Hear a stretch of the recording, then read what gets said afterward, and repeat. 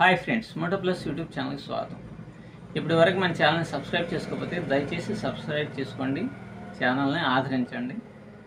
అలాగే నా పేరు శ్రీనివాస్. ఇక విషయంలోనికి వెళ్తే పవర్ ఆఫ్ స్టాక్స్ సుభాషిష్ పాణి గురించి మీరు వినే ఉంటారు.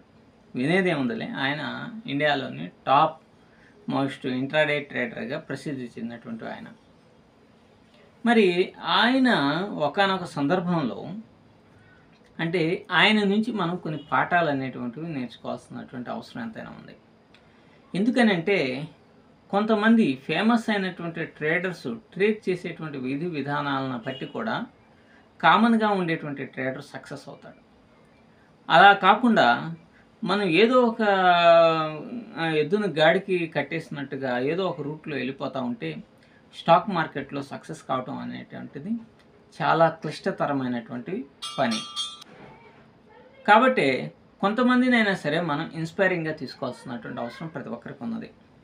సుభాషిష్ పాణి ఒక రోజులోనే 2 కోట్ల రూపాయలు సంపాదించాడు. అంటే అఫ్కోర్స్ వాళ్ళు ఒక లెవెల్కి వెళ్ళిన తర్వాత అక్కడి నుంచి ఆటోమేటిక్గా డబ్బులు అనేటువంటివి కావాల్సినంత డబ్బు వస్తూనే ఉంటుంది, అది వేరే విషయం.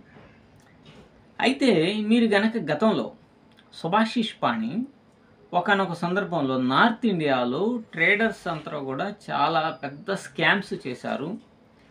ప్రాఫిట్ అండ్ లాస్ చూపించినటువంటి విధానాల్లో చాలా రాంగ్స్ ఉన్నాయి, ఫేక్ P&Lను చూపించారు అనేటువంటిది పెద్ద దుమారం వచ్చినప్పుడు ఆయన ఒక వీడియోని పోస్ట్ చేస్తూ దాంట్లో P&Lని వెరిఫైడ్ P&Lని పెట్టేసి ఈ వెరిఫైడ్ P&Lని ఎవరైనా సరే చెక్ చేసుకోవచ్చు అని కింద కూడా ఇవ్వడం జరిగింది.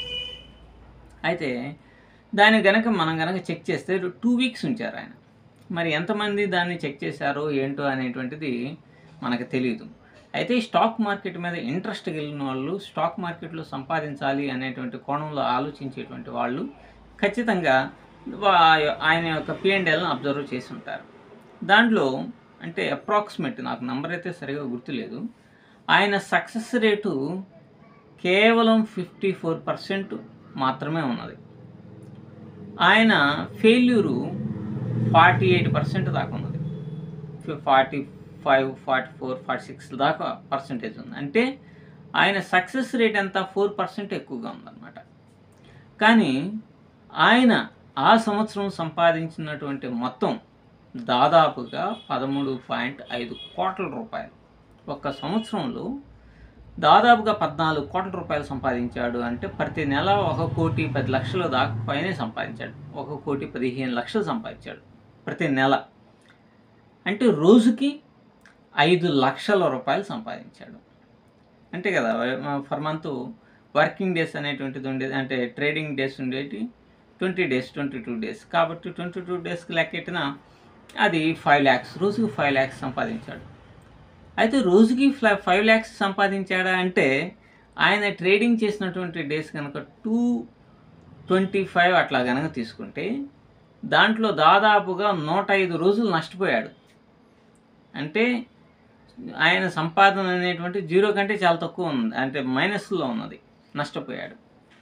కానీ 115 రోజులు ఎన్నో రోజులు 120 రోజులు సంపాదించాడు. 120 రోజులు రోజుకి 5 లక్షలు కాదు, దాదాపుగా 10 లక్షల పైనే సంపాదించి ఉంటాడు. ఎందుకంటే నష్టపోయింది పూడ్చుకోవాలి, గెలిచింది అంటే డబ్బులు సంపాదించింది నష్టపోయింది కానీ పూడ్చితేనే కదా సక్సెస్ అనేటువంటిది. 14 కోట్లు అని దాదాపుగా 13.5 కోట్ల రూపాయలు వచ్చింది.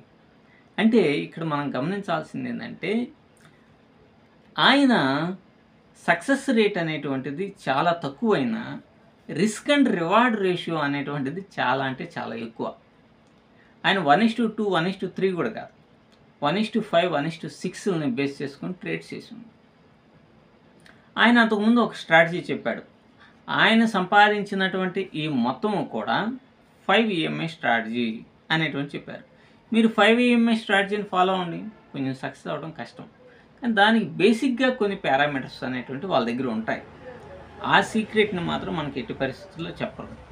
5 EMI స్ట్రాటజీ అని చెప్పేసి చెప్తారు. దానికి ఒక ఎక్స్ప్లెనేషన్ అనేటువంటిది ఇచ్చి వీడియో కూడా చేశారు. కానీ దాన్ని గనక ఒక సంవత్సరం పాటు పర్ఫెక్ట్‌గా గనక ఫాలో అయితే రిటర్న్స్ అనేటువంటివి మీరు ఒక రూ. 1,00,000 గనక పెడితే సంవత్సరం మొత్తం మీద రూ. 1,00,000 కూడా మీరు పెట్టిన క్యాపిటల్ కూడా ఉంటల. ఏది 5 ఈఎంఐ స్ట్రాటజీని పక్కాగా మీరు బ్యాక్ టెస్ట్ గనక చేస్తే. సో దానికి కొన్ని బేసిక్‌గా ఉండేటువంటి కొన్ని పివట్ పాయింట్స్ గానీ, సూపర్ ట్రెండ్ గానీ, ఆర్ఎస్ఐ గానీ, ఎంఏసిడి గానీ ఇట్లా రకరకాలైనటువంటి వాటిని యాడ్ చేస్తారు. అయి మాత్రం చెప్పరు. అలాగే ఆప్షన్ చైన్ గానీ ఇట్లాంటివన్నీ ఉంటాయి. అవి మాత్రం చెప్పరు. చెప్పాలని మనం కూడా కోరుకోకూడదు. వాళ్ళు ఒకదాన్ని చెప్పారు. దాన్ని మనం ఎంతవరకు ఫాలో అవుతున్నాము ఏంటి అనేటువంటిది అది మనం టెస్ట్ చేసుకోవాల్సినటువంటి అవసరం ఉంది. మరి సుభాషిష్ పాణి గారి యొక్క సక్సెస్ రేటు 4% ఉన్నప్పటికీ కూడా ఎందుకని ఆయన అన్ని కోట్లు సంపాదించారు అని అంటే దాంట్లో ఉన్నటువంటి మతలబ్ ఏం లేదు. ఆయన ఒక స్ట్రాటజీని ఫాలో అయ్యాడు. ఆ స్ట్రాటజీని పక్కా ప్రణాళికతో అమలు చేశాడు. అందులో రిస్క్ అండ్ రివార్డ్ రేషియోని బాగా మెయింటైన్ చేశాడు. ఎమోషన్స్కు దూరంగా ఉన్నాడు. ఎందుకు వచ్చి స్టాప్ లాస్ కొట్టిద్దా? సరే కొట్టని.